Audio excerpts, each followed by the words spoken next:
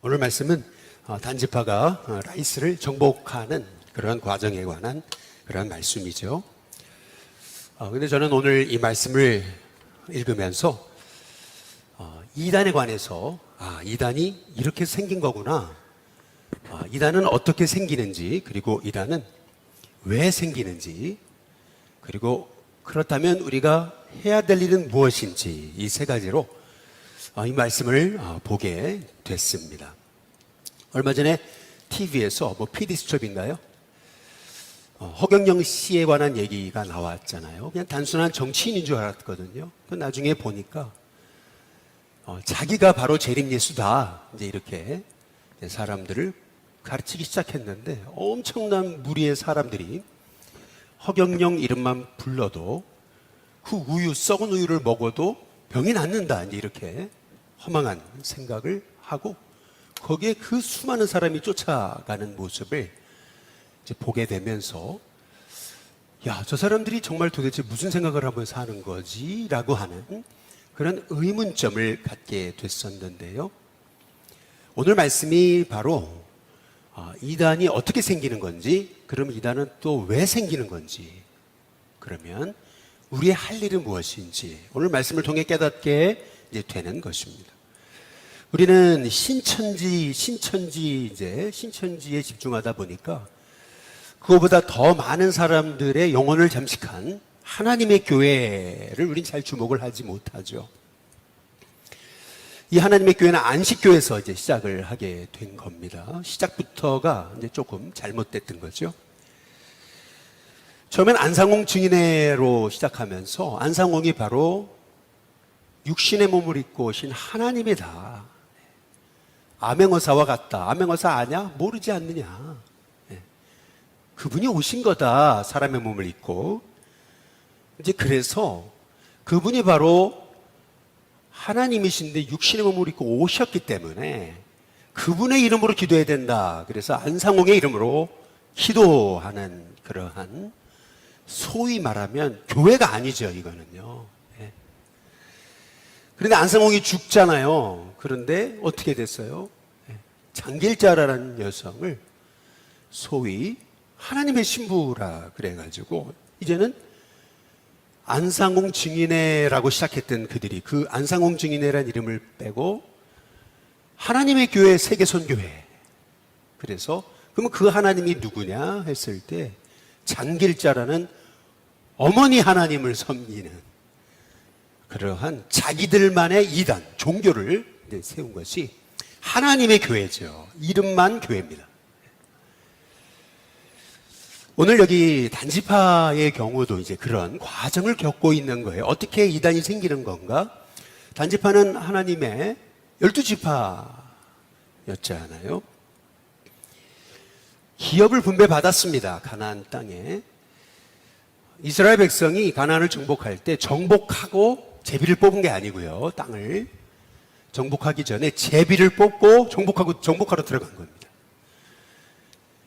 그런데 단지파의 경우는 너무나 강한 블레셋 지파, 블레셋이 철병거를 가지고 있잖아요. 도대체 여기는 점령을 할 수가 없어요. 그러다 보니까 하나님이 주신 기업인데 하나님이 주신 기업을 포기하고요, 쉬운 데 찾아다니잖아요. 그래서 오늘 27절에 보시면은 라이스에 이르러 그랬는데, 라이스는 어떤 곳이냐면 한가하고 걱정 없이 사는 백성, 이렇게 이제 말하거든요.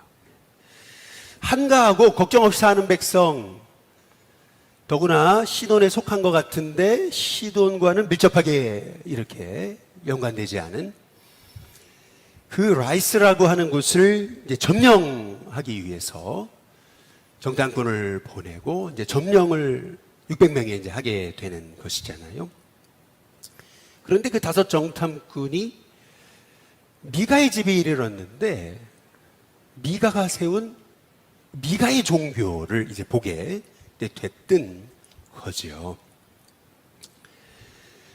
미가의 집에 이르러서 보니까요, 그 한 레위인이 거기서 제사를 드리는데 보니까 이게요, 이름만 하나님이죠. 이게 소위 완전 신흥 종교 이단인 거죠. 하나님의 이름을 아주 사칭한 그런 완전 이단이 아주 거기 미가의 집에 이제 세워졌던 거죠. 그런데 여러분, 이단의 특징이 뭐예요?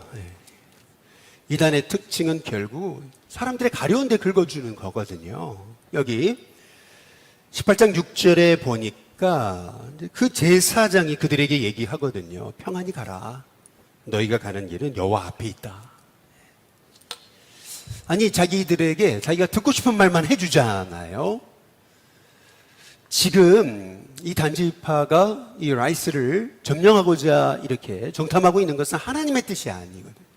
하나님은 단지파에게 주신 기업이 있는 거예요. 그런데 그 기업을 포기하고 소위 한가하고 걱정 없이 사는 백성, 아주 쉬워 보이는 만만한 그러한 그 백성들을 점령하려고 그들이 가는데, 이거 하나님 뜻이 아니다라고 해줘야 될 제사장이요, 바로 너희가 가는 길은 여호와 앞에 있다. 하나님 기뻐하신다. 그랬잖아요. 가려운 데 긁어줬잖아요. 그래서 결국에는 그 레위인에게 이 단지파가 소위 청빙을 하게 되는 거죠. 기왕이면 괜히 한 집안의 제사장 하지 말고 민족의 제사장이 되는 게 어떠냐. 그러니까 이 레위인이 우와, 내가 이렇게 출세할 수 있어? 그래가지고 너무 기뻐하잖아요. 20절에 오늘 보니까 그 제사장이 마음에 기뻐하여 이러거든요. 너무나 기쁜 거예요. 그러면서 에봇과 드라빔과 새긴 우상을 받아가지고 그 백성 가운데로 들어갔다 이렇게 얘기하잖아요. 여기 에봇, 드라빔, 새긴 우상, 여러분 보세요. 이름은 하나님의 이름을 갖고 있는데 아주 완전한 이단이 하나 이제 생겨지게 되었던 거죠. 그런데 더 놀라운 사건은 뭐냐 하면은 30절에 보시면은 단자손이 자기들을 위하여 그 새긴 신상을 세웠어요. 드디어 라이스의 말이죠. 그곳을 단이라 이름하고. 그런데 거기에 제사장이 누구예요? 모세의 손자예요. 게르솜의 아들인 요나단이에요. 그의 자손은 단지파에 누가 되냐면 제사장이 되는 거죠. 그래서요, 이스라엘이 지금도요, 히브리 사람들은요, 이게 너무 수치스러운 거예요. 어떻게 모세의 자손이 어떻게 이 이단의 제사장이 되는가. 그래가지고요, 히브리 백성들은요, 여기 모세 손자요 할 때 모세라고 하는 단어에다가 N자를 붙여서 발음하는 거예요. 그래서 여러분 그 모세라고 하는 단어의 밑에 보시면은 또는 문하세예 이렇게 나와 있습니다. 중간에 N자를 붙여 얘기하니까 문하세, 모세, 그렇죠? 그러니까 이건 모세가 모세 손자가 아닐 거야.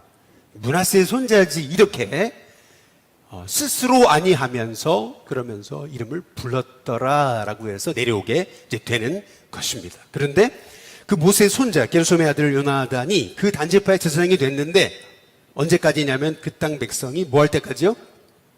사로잡히는 날까지 이르렀더라. 이게 무슨 말이냐면 믿음이 잘못됐는데 그 잘못된 믿음을요 중간에 누가 딱 끊어내야 되거든요. 영적인 각성과 부흥운동과 회개운동이 일어나서 다시 복음으로 돌아와야 되는데 한번 믿음이 잘못되니까요 사로잡히는 날까지 가더라. 한번 믿음이 잘못되니까요 끝까지 가는 거예요. 근데 그게 한 가문 정도가 아니고 한 지파 전체가, 민족 전체가 완전히 잘못된 신앙으로 결국에는 하나님이 그들을 돌이키시는 방법은 뭐냐면 사로잡혀야 되는 거예요. 결국에는요 홍수 심판이 와야지만이 그제서야 그들이 돌이키고 깨닫게 되는 그러한 일이 벌어지게 되더라. 성경이 오늘 우리에게 이제 그 말씀을 하고 있는 겁니다. 오늘 말씀을 통해서 우리는 이 미가의 집에 세워졌던 한 이단, 근데 그것이 한 민족의 이단이 돼버리잖아요. 그게 너무 좋아 보이니까, 그러니까 그거를 딱 그대로 취해가지고 자기만의 또 종교를 만들어 버렸던 이 단지파가 세운 이단 말이죠. 완전 하나님의 이름은 가지고 있고 모세 손자예요. 그런데 완전 하나님을 섬기는 믿음이 아닌 거. 여러분, 이게 실은요, 사사시대의 모습이지만 지금 이 시대의 모습과 다름이 없음을 성경이 우리에게 말씀하고 계시는 것입니다.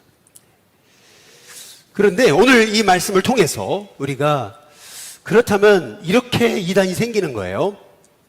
그러면 이단이 왜 생기는가라고 하는 거죠. 먼저는요, 이 레위인에게 주목을 할 필요가 있어요.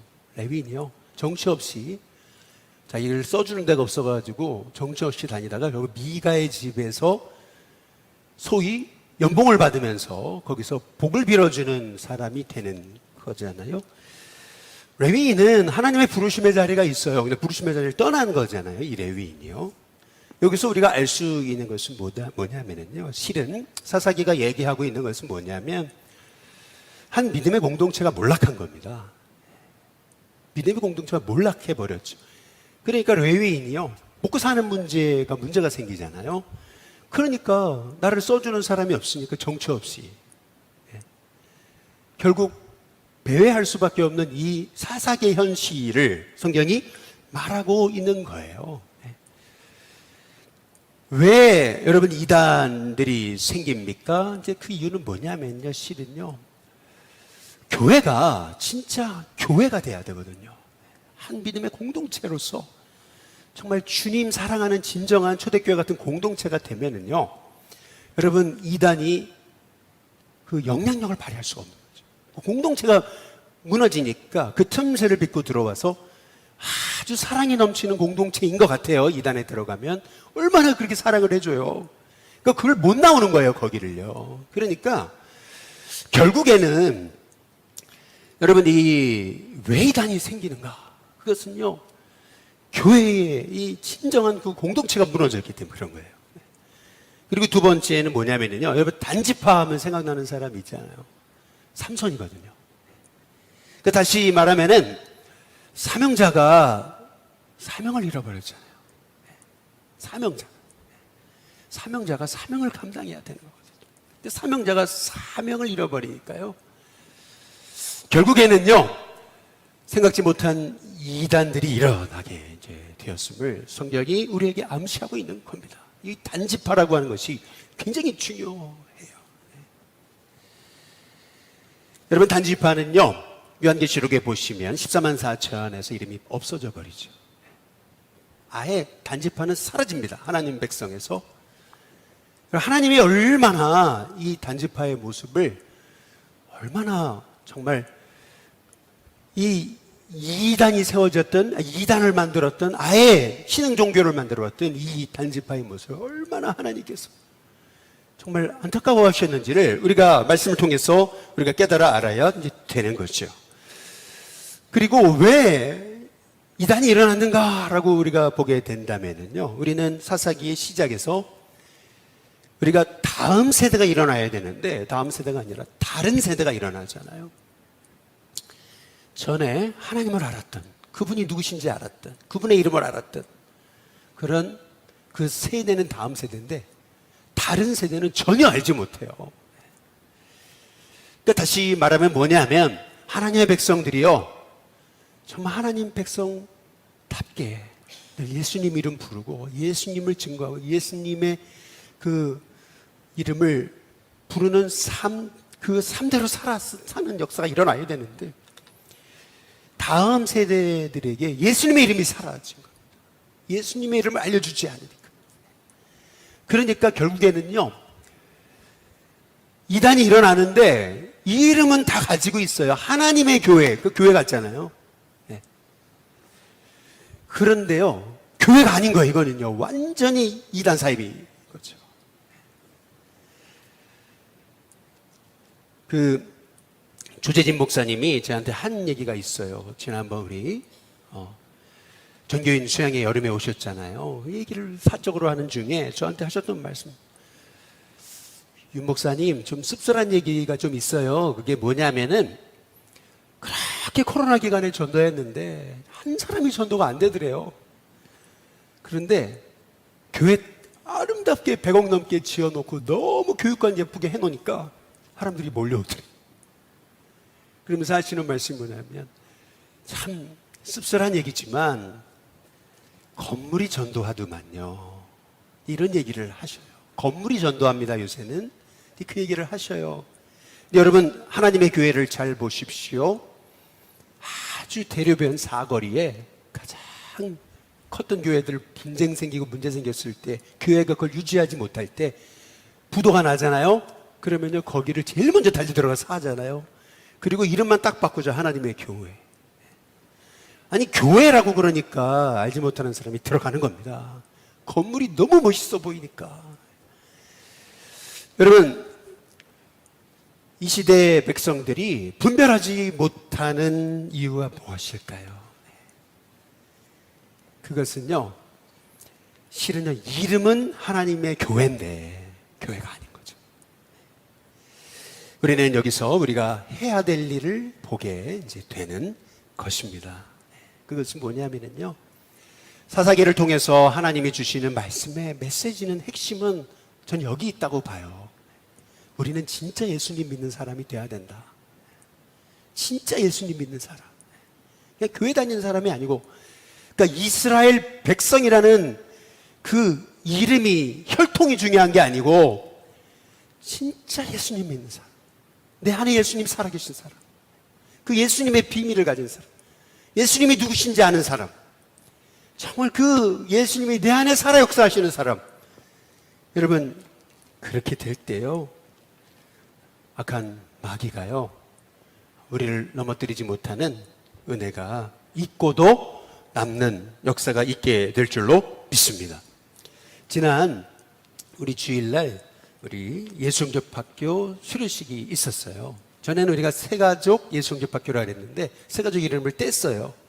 이제 그 이유는 새가족 예수영접학교, 그러니까 새가족만 이제 들어오셔야 되는 걸로 이제 생각을 하시니까, 그래서 새가족은 빼고 이제 예수영접학교라서 누구나 들어올 수 있게, 여러분 누구나 또 개강을 하면 신청해 주시면은요, 얼마나 우리 박 목사님이 열심히 또 은혜로 핵심 같은 주옥 같은 말씀을 전하시는 줄 몰라요. 수료식에 우리 성도님 한 분이 얘기를 이제 다 돌아가면서 한마디씩 이제 소감을 발표를 하는데, 이제 그렇게 얘기를 하시더라고요. 실은 코로나가 딱 시작되면서 모태신앙인데 교회를 못 나가게 됐잖아요. 그러면서 한 주, 두 주, 세 주 이제 빠지게 되는데, 아니, 교회 안 나가고 가족들하고 주일날 놀러 다니기 시작하니까 그 재미가 쏠쏠하더라는 거죠. 근데 사람이란 게 그렇잖아요. 주일날 가족들하고 주일날 쉬는데, 근데 가족들하고 놀러 다니고 여기도 가고 저기도 가고 그러니까요, 그 맛이 굉장히 재밌거든요. 근데 재밌긴 하고 즐겁긴 한데 마음속에 덜 무거운 마음이 있었더라고요. 내가 이래도 되는가? 내가 이래도 되는가? 그런데 아이가 교회를 가자 그래가지고, 그래서 예수교회 오시게 됐고, 믿지 않는 아내가 잘 이렇게 동조해 주셔가지고, 그래서 이렇게 온 가족이 같이 예배를 드리고 이렇게 한 교회를 섬기는 그런 하나님의 은혜를 힘입었다 말이죠.